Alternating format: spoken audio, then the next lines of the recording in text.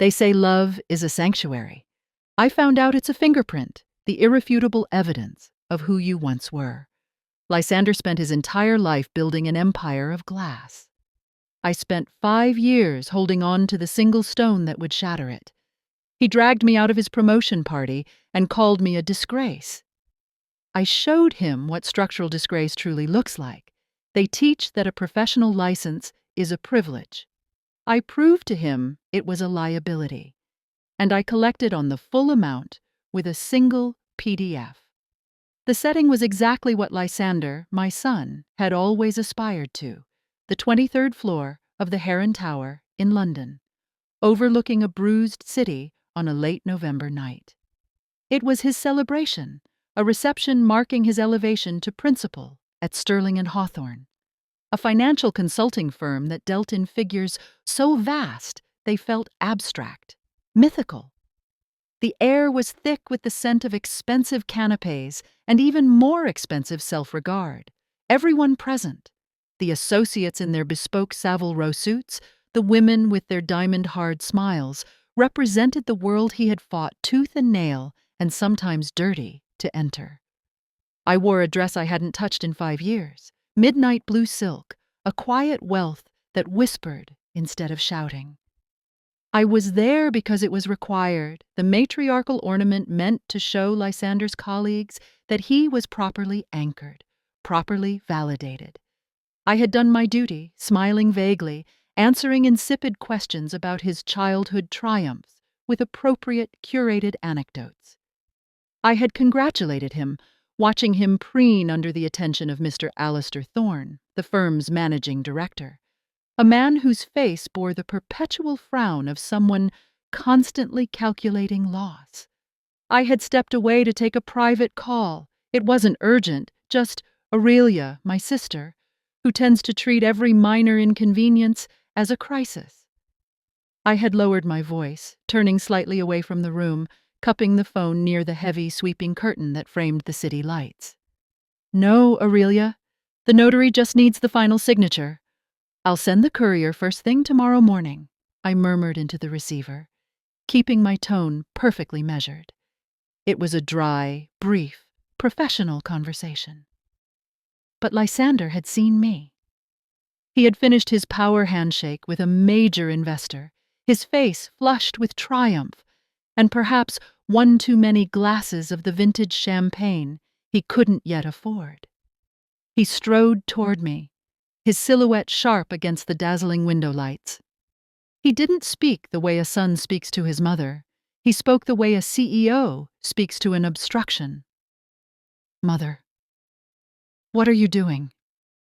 His voice was low, but cut with a fine, wire-thin sharpness that pierced the soft murmur of the crowd. I broke off the call, looking up. My internal clock stopped. I didn't see my son, but the perfectly tailored suit, the aggressive cut of his hair, the cold sheen of success he valued above all else. "I'm taking a call, Lysander." Aurelia needed a moment. "It's nothing. It's everything. Look around you, Mother." He gestured with an impatient flick of his hand, taking in the room. "This is the culmination of 10 years of work. These are people who handle billions. They don't want to hear about your tiresome sister or the fiddly paperwork you stack up in the Kensington flat. This is about presentation. It's about being unimpeachable." He leaned closer, and the scent of his cologne, rich and grasping, felt like an assault. His eyes were wide with a barely concealed fury that turned my stomach, a physical memory of the times I'd seen that look when he was 12 and denied a privilege.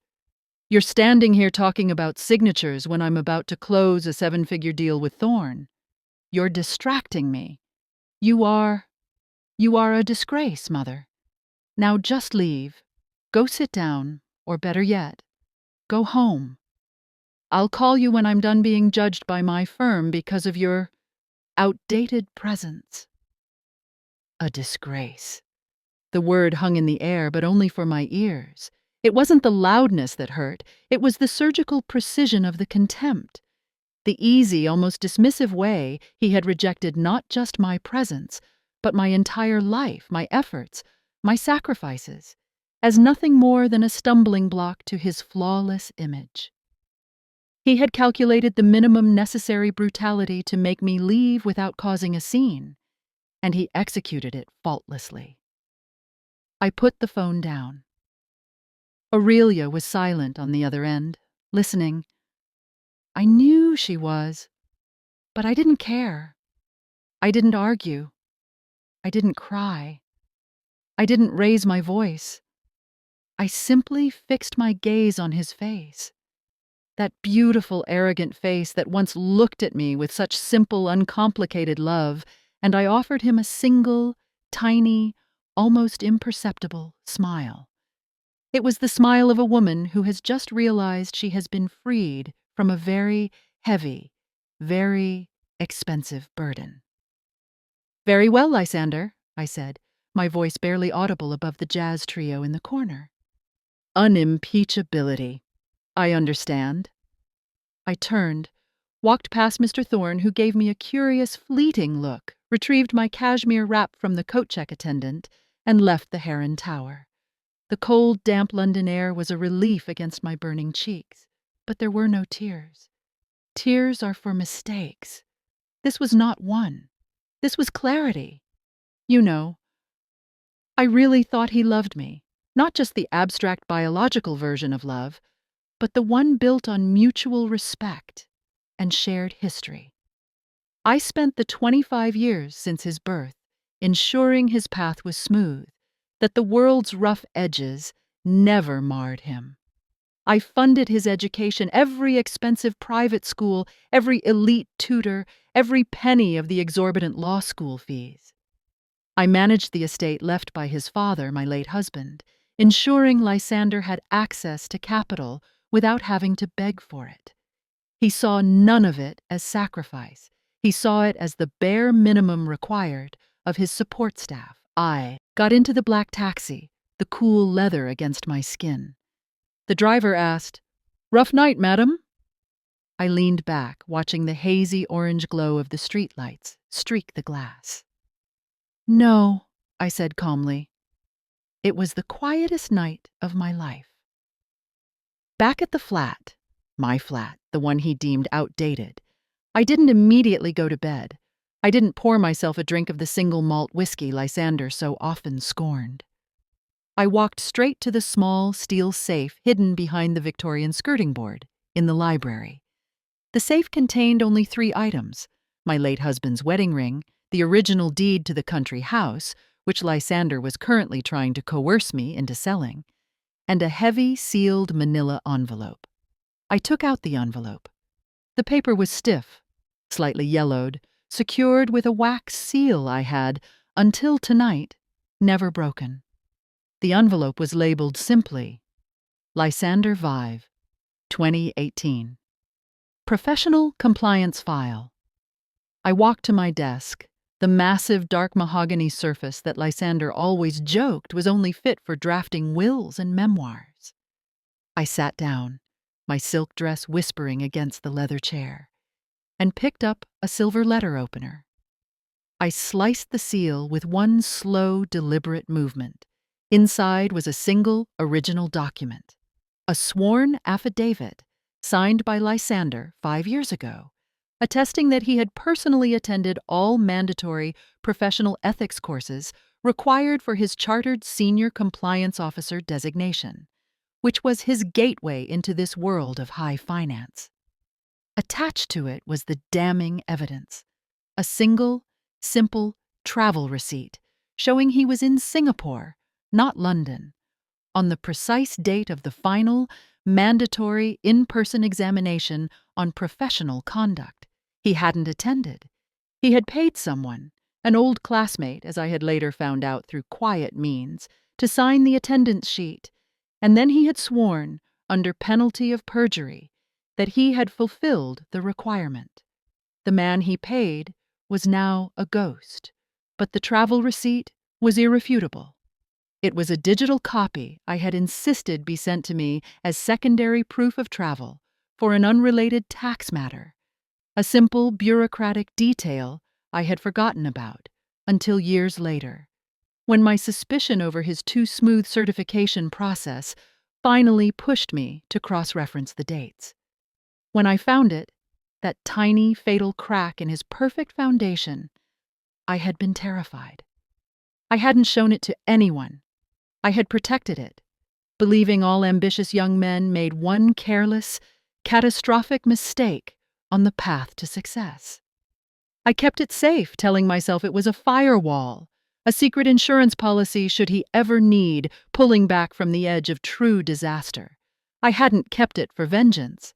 I had kept it out of love. But Lysander, with that single word, disgrace, had not only forfeited that protection, he had invited the reckoning. I didn't call the official regulatory body. That would have been messy, protracted, and given Lysander legal avenues to stall. No, I called Mr. Thorne, the managing director, directly. It was 11:45 p.m. I knew he would still be awake, perhaps reviewing the evening's networking results. Thorne was known for his dedication, his almost monastic focus on the firm's integrity, or rather, the appearance of integrity. He answered on the second ring, his voice defensive. "Mrs. Vance, Alistair Thorne here. Is everything all right?" My voice, I noted, was entirely devoid of any tremor. It was the voice I used for the bank manager or the solicitor, polite, precise, and absolutely final. "Mr. Thorne, I apologize for the lateness of the hour. My name is Seraphina Vance. I was at the reception celebrating Lysander's promotion. A lovely event." A cautious silence. "Thank you, Mrs. Vance. Lysander is a promising associate. Did you have a specific query?" "Yes, I did. It is a matter of professional integrity, something I know Sterling and Hawthorne greatly values. My son, Lysander, holds a Chartered Senior Compliance Officer designation, does he not? That license is paramount to his current role." "It is indeed the basis of his career," Thorne confirmed, his tone hardening slightly. "I only wish to ensure that basis is solid. I have found historical documents pertaining to his final professional ethics course, submission 5 years ago. I believe the regulatory body would call this a matter of material dishonesty." I didn't accuse. I merely stated the nature of the file. I was feeding the monster, not fighting it. "Mrs. Vance, I'm failing to grasp the scope of this late-night call." His voice now held a distinct chill. "I understand, Mr. Thorne, which is why I took the liberty of compiling a very concise PDF, just 2 pages, the sworn affidavit signed by Lysander, and the undeniable proof of his location out of the country at the time of the mandatory in-person exam. Falsification of attendance, followed by a legally binding false statement. This is the sort of thing that doesn't just suspend a license, Mr. Thorne, it revokes it permanently and leads to a lifetime ban and from the sector." I paused, letting the magnitude of the consequence settle across the transatlantic cable. The air in my quiet library suddenly felt very thin. "It is a regrettable matter," I continued, with a perfectly rehearsed sigh that sounded like genuine maternal distress. "But given the nature of your firm and his new principal position where trust is paramount, I felt you needed to see this before any official body. It is better, I think, for the firm's reputation that you handle this internally and immediately." I was not fishing for pity. I was offering him a clean exit from a PR disaster, provided he did exactly what I needed.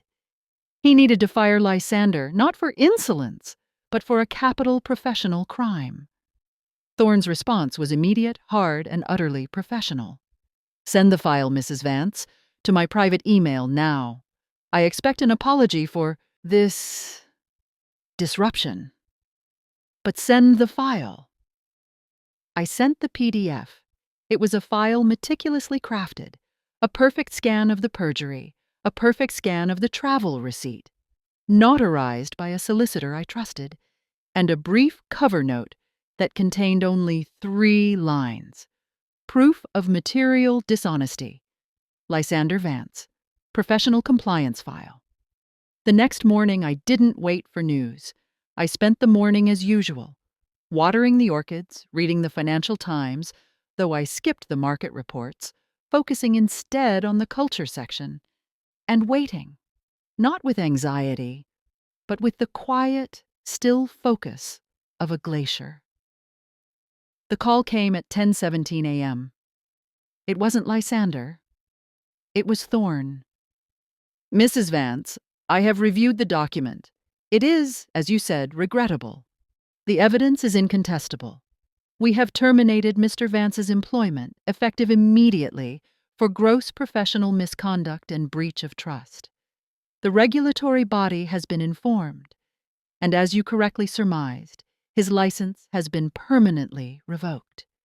He will be unable to practice in this sector or any affiliated sector for the foreseeable future.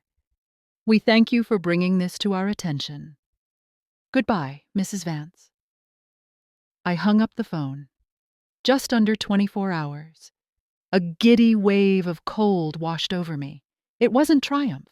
Triumph is loud and vulgar. This was the deep emptiness following absolute surgical extraction. Lysander was gone from that world, a ghost, a professional casualty.